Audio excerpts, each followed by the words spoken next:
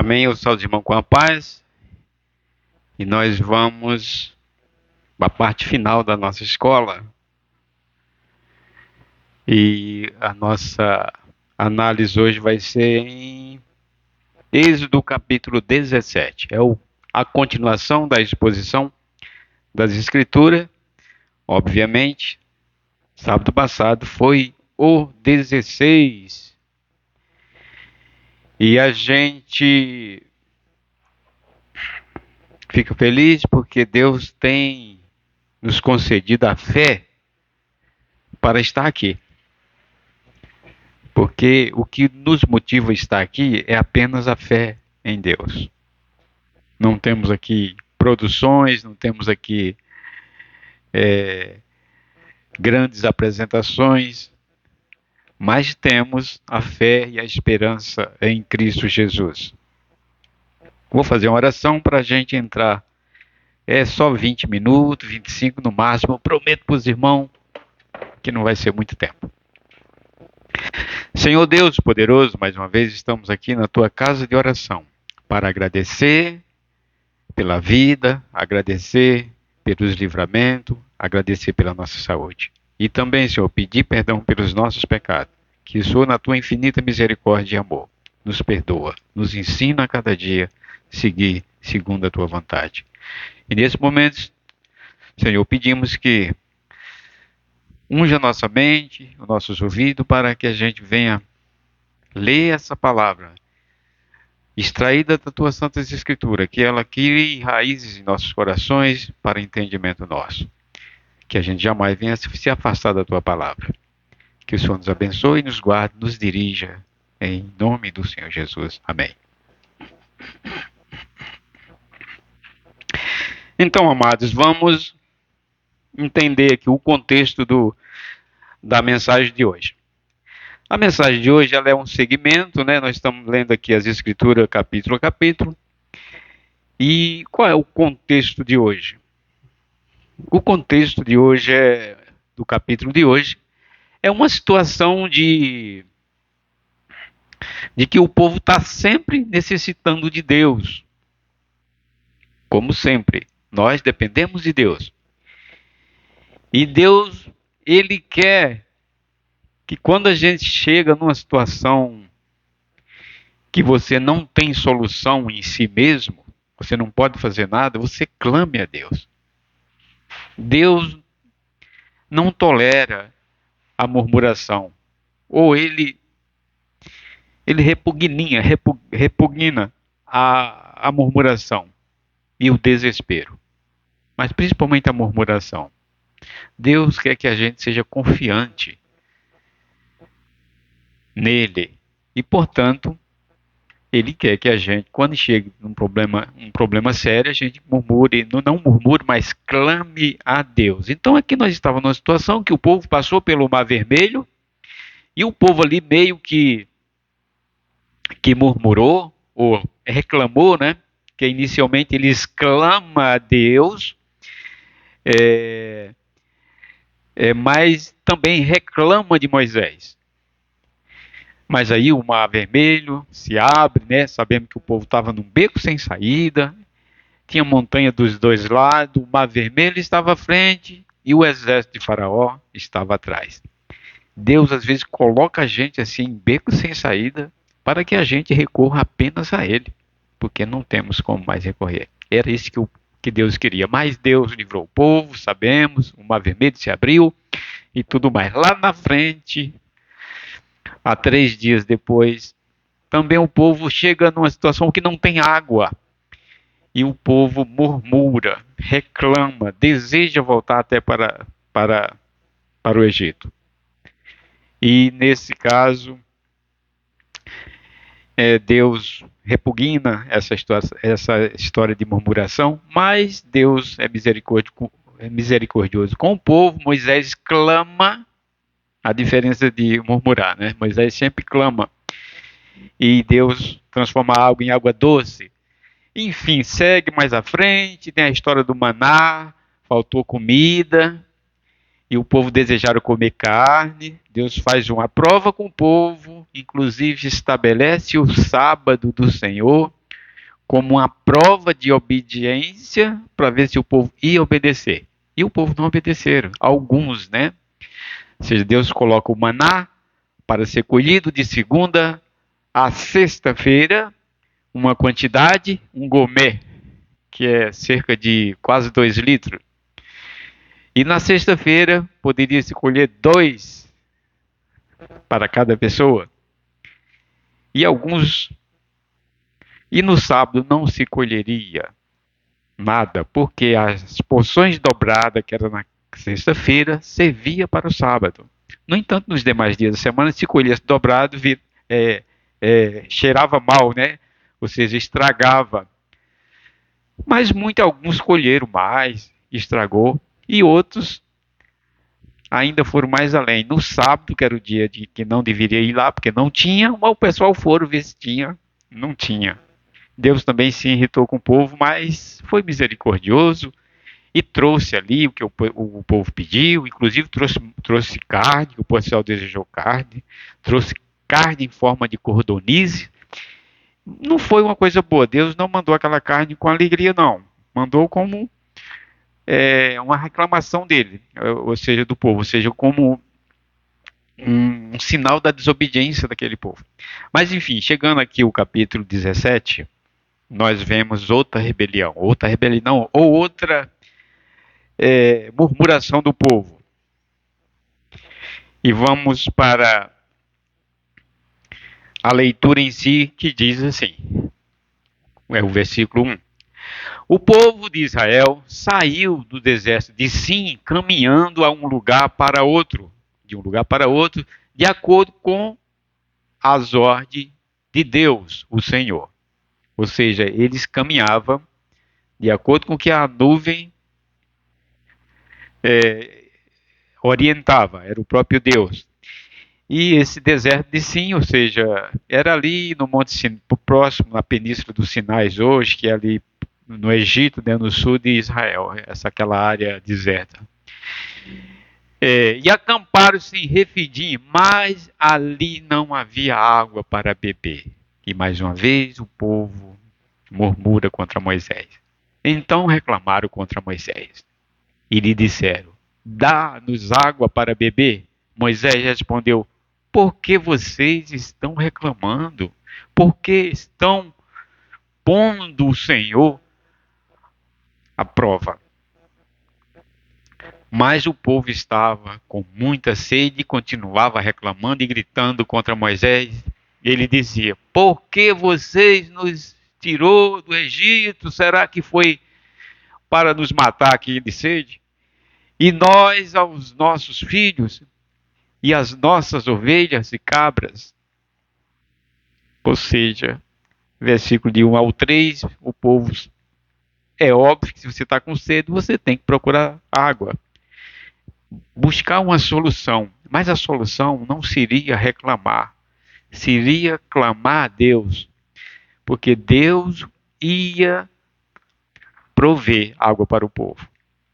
Quando Deus tirou o povo do Egito, disse que ia prover tudo para eles. Mas isso não aconteceu e o povo, em vez de clamar, murmura.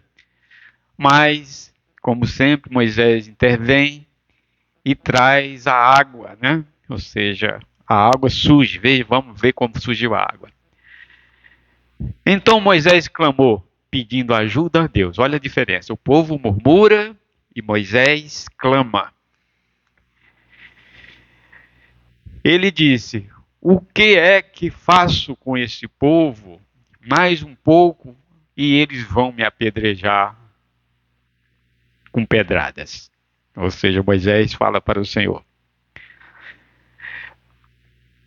5. E o Senhor disse a Moisés: escolhe entre eles alguns líderes e passe com eles na frente do povo. Leve também o bastão com o qual você bateu no rio Nilo. Aquele bastão que Moisés recebeu, ou recebeu não, Moisés estava com ele quando foi chamado ali para tirar o povo do Egito.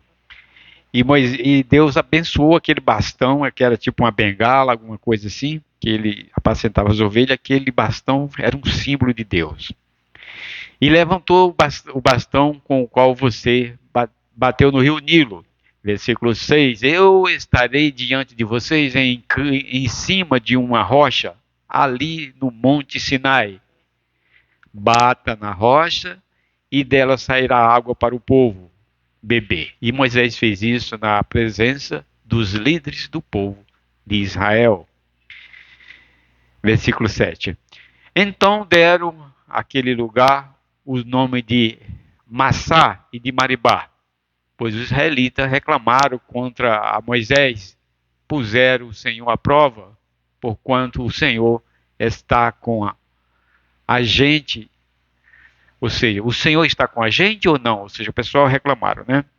Então, essa palavra Massá e Maribá quer dizer reclamação, confusão, mais ou menos, que aconteceu ali. Ou seja, Moisés bate na água, bate na rocha, e a rocha vira uma fonte. Essa rocha era um simbolismo de Cristo, né?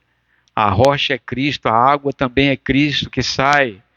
Lá no em João 38, diz que o próprio Cristo diz: quem tem sede, vem a mim e beba. Lá no poço também, Cristo se apresenta como a água.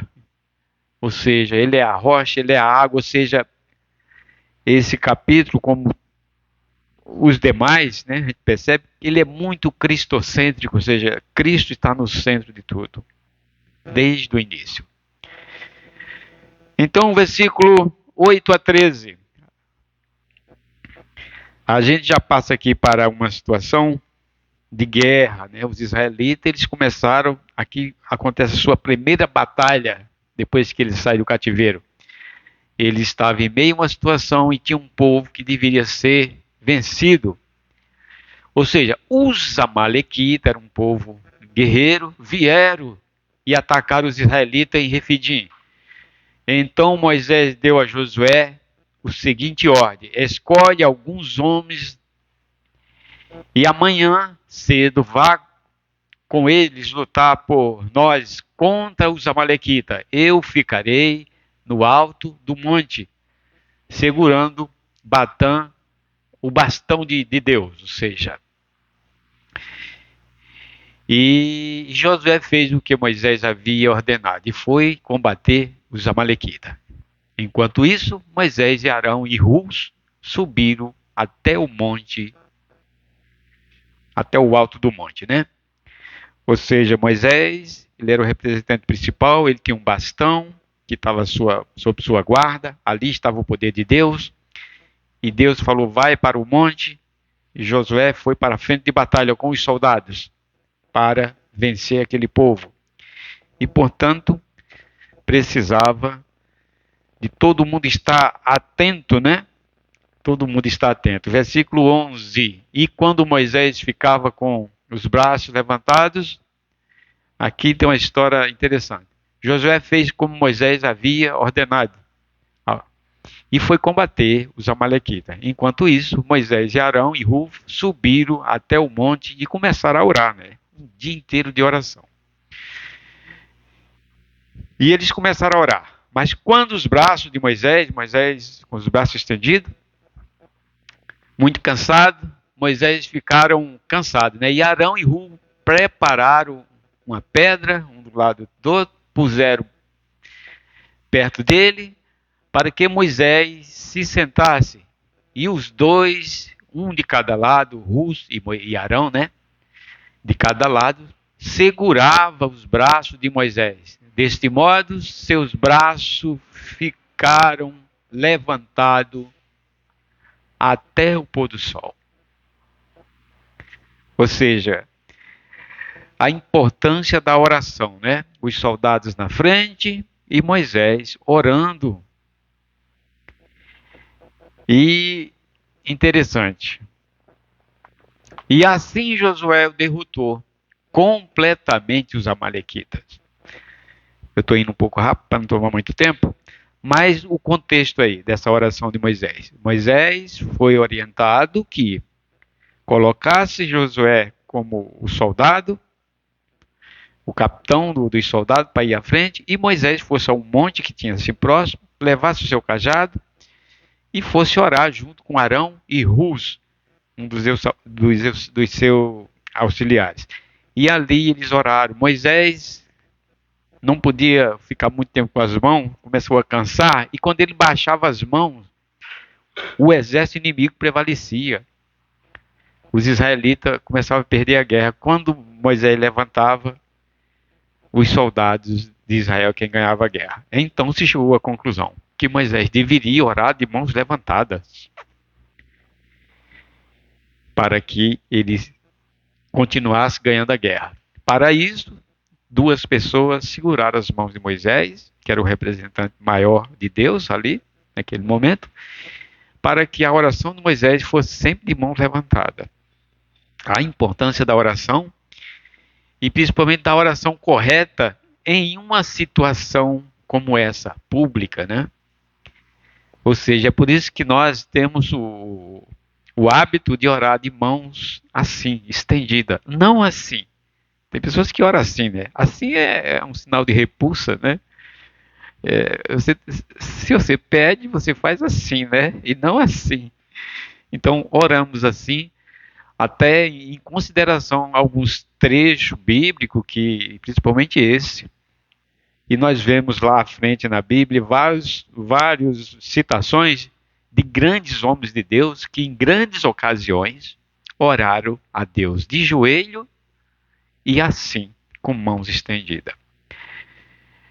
Não que você não possa orar, que Deus não vá escutar você se você não fizer uma oração assim. Às vezes você está no ônibus, você sente, digamos assim, a necessidade de orar, ou pensa que é importante orar naquele momento por algum motivo, algum perigo, e você vai orar do jeito que você tiver. Você não vai. Você está enfermo também, você vai orar do jeito que você quer, deitado. Você, enfim, Deus ouve a nossa oração de qualquer maneira, claro. Depende das circunstâncias. Mas se você está em uma situação de culto normal, louvando a Deus, preparados ali, aí sim é importante orar assim de mãos estendidas, assim como oraram os grandes homens de Deus em situações como essa, né?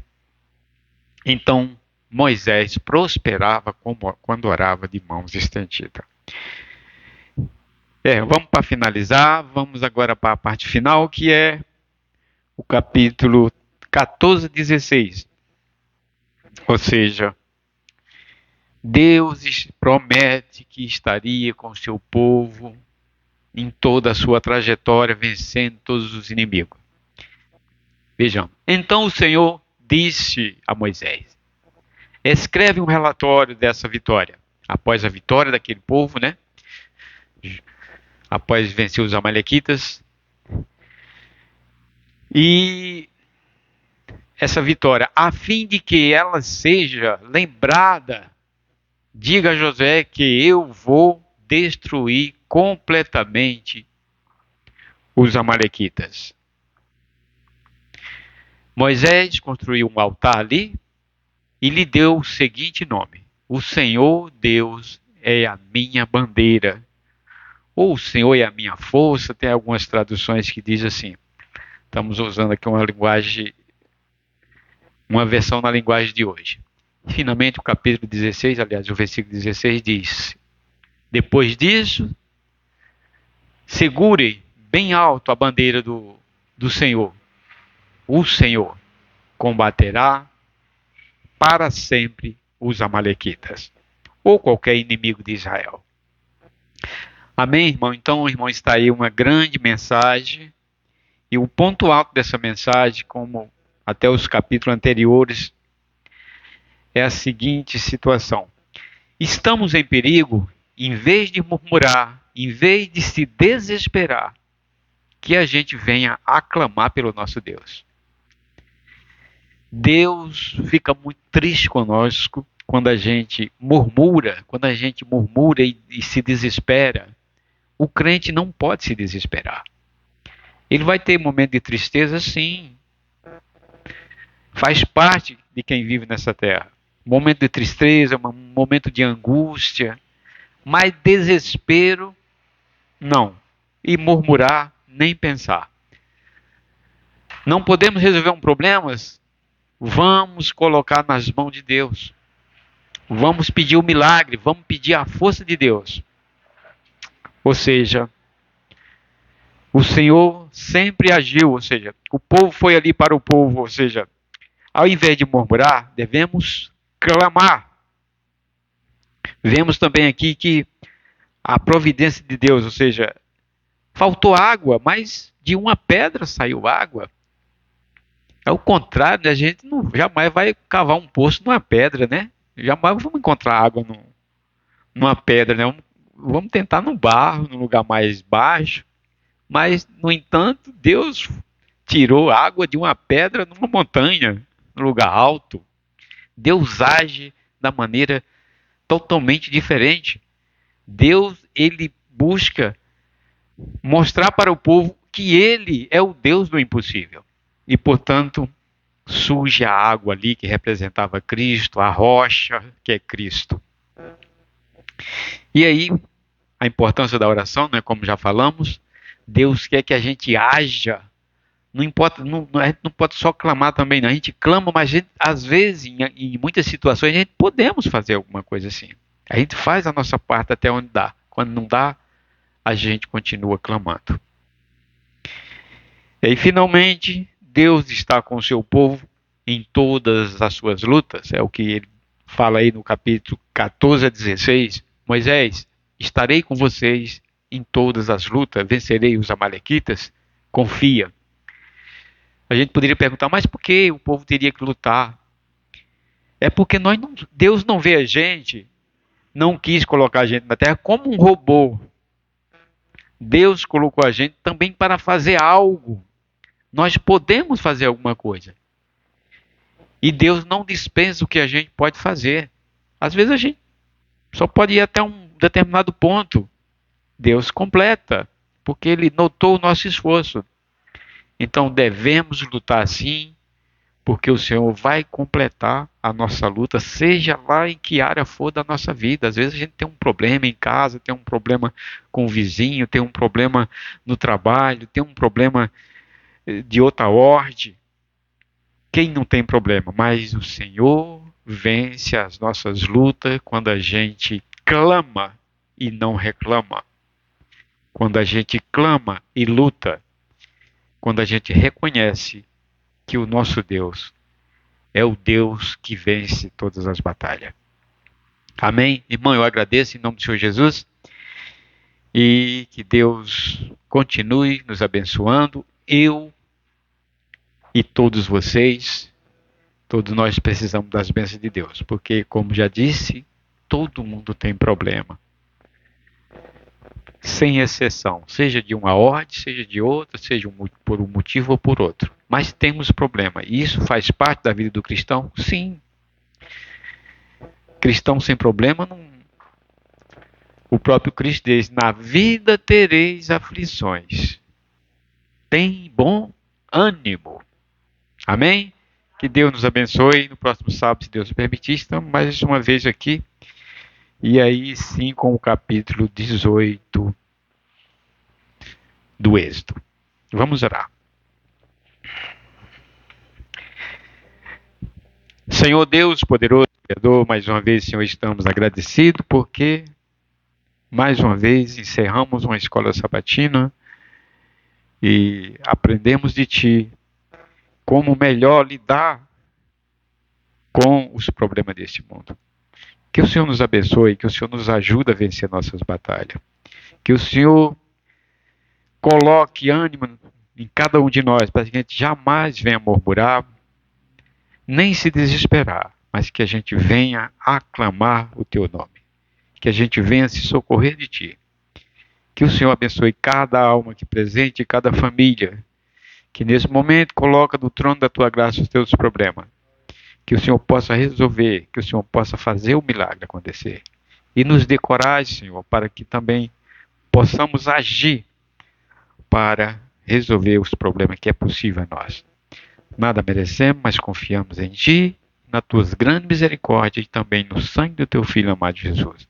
Que o Senhor continue conosco, renovando a cada dia a esperança da salvação em Cristo Jesus. Que o Senhor possa curar os enfermos que nesse momento clamam. Que o Senhor possa fazer um milagre na vida daqueles que estão precisando de saúde. Que o Senhor, nesse momento também especial, que o Senhor vá, Senhor, lembrando do nosso Edivânio que está internado. Que o Senhor possa fazer um milagre, que o Senhor possa restabelecer a nossa eterna criança, que a gente possa mais uma vez conviver com ele, com a sua alegria. É o que te pedimos em nome do Senhor Jesus. Amém.